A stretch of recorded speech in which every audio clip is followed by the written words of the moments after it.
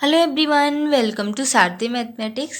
आज के इस लेक्चर में हम बीएससी थर्ड ईयर के केमिस्ट्री थर्ड के जो यूनिट फर्स्ट के इम्पोर्टेंट क्वेश्चन कर रहे थे उसके क्वेश्चन नंबर 7 का सॉल्यूशन देखेंगे। अगर आपने मेरे प्रीवियस क्वेश्चंस के सॉल्यूशन नहीं देखे हैं तो चैनल पर जाकर देख सकते हैं, और अगर अभी तक आपने चैनल को सब्सक्राइब नहीं किया है तो प्लीज़ चैनल को सब्सक्राइब करें और मेरी वीडियो को लाइक भी ज़रूर करें। तो आइए बिना टाइम वेस्ट किए अपनी वीडियो को स्टार्ट करते हैं। तो हमारा क्वेश्चन नंबर 7 है। 7 के देखिए दो पार्ट हैं। एक तो हम देखेंगे वैद्युत चुंबकीय विकिरण और साथ ही साथ हम देखेंगे स्वतंत्रता की कोटि। तो सबसे पहले हम बात करते हैं वैद्युत चुंबकीय विकिरण। वैद्युत चुंबकीय विकिरण पर एक संक्षिप्त टिप्पणी लिखिए। तो वैद्युत चुंबकीय विकिरण क्या होता है? मैक्सवेल ने 1864 में यह देखा कि उच्च आवृत्ति की प्रत्यावर्ती वैद्युत धारा तरंग के रूप में ऊर्जा विकिरित करने का गुण रखती है, जो निर्वात में प्रकाश की चाल से गति करती है। तो मैक्सवेल ने कौन से सन में? सन 1864 में क्या देखा कि उच्च आवृत्ति की प्रत्यावर्ती वैद्युत धारा तरंग के रूप में ऊर्जा विकिरित करने का गुण रखती है। तो जो उच्च आवृत्ति की प्रत्यावर्ती वैद्युत धारा है वो किसके रूप में? तरंग के रूप में ऊर्जा विकिरित करने का गुण रखती है। ठीक है, जो निर्वात में प्रकाश की चाल से गति करती है। जो कि निर्वात में किसकी चाल से गति करती है? प्रकाश की चाल से गति करती है। इस प्रकार के विकिरण चुंबकीय एवं वैद्युत क्षेत्रों के दोलन से उत्पन्न होते हैं। और जो इस प्रकार के विकिरण हैं ये किससे उत्पन्न होते हैं? हमारे चुंबकीय और जो वैद्युत क्षेत्र होते हैं उनके दोलन से ये उत्पन्न होते हैं। इन तरंगों से वैद्युत व चुंबकीय क्षेत्र संलग्न रहते हैं।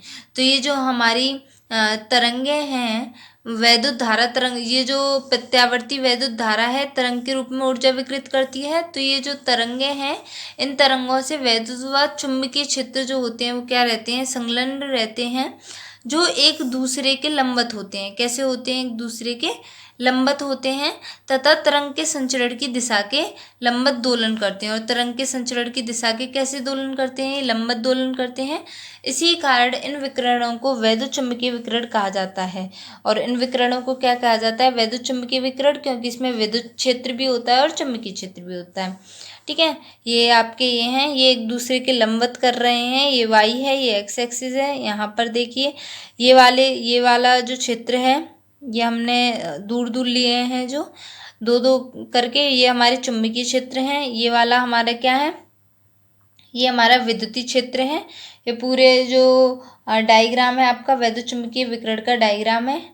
ठीक है, यहाँ पर ये एक दूसरे के लंबवत कंपन करते हैं, ये दोलन करते हैं। ठीक है, और संचरण की दिशा की तरफ करते हैं, इस तरफ की दिशा। ठीक है, तो आगे देखते हैं हम।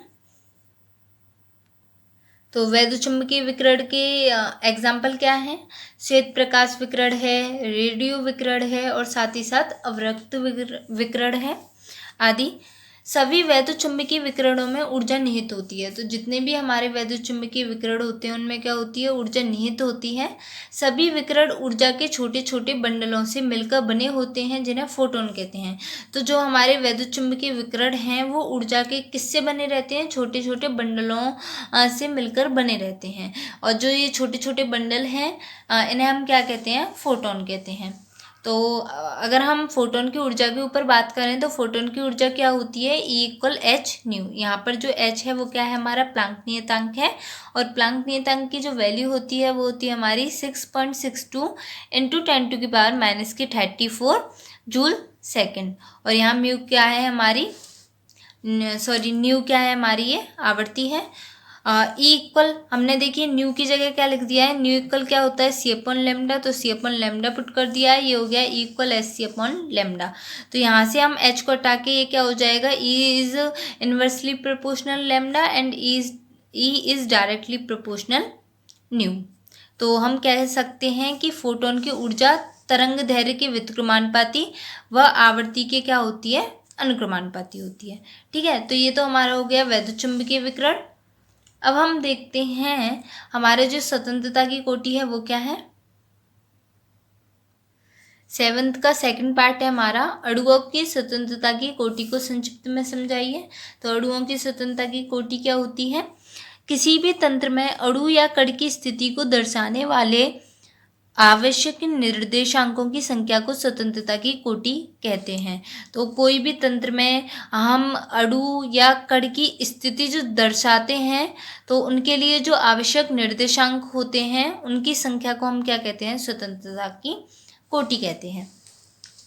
स्वतंत्रता की कोटि की संख्या अणु की संरचना पर निर्भर करती है। तो जो स्वतंत्रता की कोटि होती है उसकी संख्या किस पर निर्भर करती है, अणु की संरचना पे। संरचना आधार पर अणु कितने प्रकार के होते हैं, दो प्रकार के होते हैं। एक तो हमारे होते हैं रेखीय अणु और एक होते हैं अरेखीय अणु। रेखीय अणु में हमारे क्या आते हैं, जैसे हाइड्रोजन क्लोराइड है HCl, और जो अरेखीय अणु है उसमें क्या आते हैं H2O। ठीक है, इनके बीच में H बॉन्ड के बीच में 105 डिग्री है। तो बहुपरमाणु अणुओं में घूर्णन व कंपन गति होने के कारण अणुओं में घूर्णन तथा कंपन गति की स्वतंत्रता की कोटि होती है। तो जो बहुपरमाणुक अणु होते हैं उनमें घूर्णन और कंपन गति होती है, जिसके कारण उनमें घूर्णन और कंपन गति की स्वतंत्रता की कोटि होती है। अरेखीय N परमाणुओं वाले अणुओं XYZ अक्षों के परितः घूमने की प्रवृत्ति होती है। तो जो अरेखीय N परमाणु वाले जो अणु हैं उनमें क्या होता है, XYZ अक्षों के परितः घूमने की प्रवृत्ति होती है। अतः इन अणुओं में घूर्णन की स्वतंत्रता की कोटि 3 होती है। अतः तो इनमें जो घूर्णन की स्वतंत्रता की कोटि होती है वो कितनी होती है, 3 होती है। इसके साथ ही अणु में कंपन गति भी होती है। तो घूर्णन गति के साथ साथ हमारी क्या होती है, कंपन गति भी होती है। और जो अणुओं में घूर्णन की स्वतंत्रता की कोटि कितनी होती है, 3 होती है XYZ अक्ष के लिए। तो इसके साथ ही जो अणु हैं उनमें कंपन की गति भी होती है, और जो कंपन की गति होती है वो कितने प्रकार की होती है, मुख्यतः 2 प्रकार की होती है। एक होती है हमारी तनन कंपन और एक होती है वंकन कंपन। तो वो तनन कंपन क्या है, यह त्रिपरमाणु अणुओं में उत्पन्न होता है। तो जो हमारे त्रिपरमाणु अणु होते हैं उसमें ये तनन कंपन उत्पन्न होता है। यह भी जो तनन कंपन है कितने प्रकार का होता है, 2 प्रकार का। एक होता है सम्मित कंपन और एक होता है असम्मित कंपन। तो देखिए कंपन हो रहा है इस तरीके से, और यहाँ पर सम्मित कंपन में क्या है, ये इस साइड कंपन है, बाहर की साइड दोनों ही, और इसमें एक अंदर साइड है और एक बाहर साइड है, अलग अलग है। इसमें दोनों एक ही उसमें है, और यहाँ पर ये असम्मित है। अब हम आ रहा है बंकन कंपन। तो यह कितने प्रकार का होता है, बंकन कंपन 4 प्रकार का होता है। इसमें जो कंपन होता है वो अंदर साइड करके होता है, स्क्रीनिंग, ये होता है रॉकिंग इस तरीके से, ये वैगिंग यहाँ पर देखिए, और ये है हमारा ट्विस्टिंग। इसमें एक ऊपर नेगेटिव है, यहाँ ये पॉजिटिव है, ये वैगिंग, ये ट्विस्टिंग है हमारा। तो ये 4 प्रकार के होते हैं। आगे देखते हैं। अतः बहुपरमाणुक अणु की 3 कंपन की कोटि होती है। तो जो बहुपरमाणुक अणु होते हैं उनमें कितने कंपन की कोटि होती है, 3 कंपन की। रेखीय अणु में घूर्णन गति कम हो जाती है, तब बहुपरमाणुक सरल रेखीय अणु की स्वतंत्रता की कोटि। तो सरल रेखीय अणु की स्वतंत्रता की कोटि कितनी होती है, 3n-5।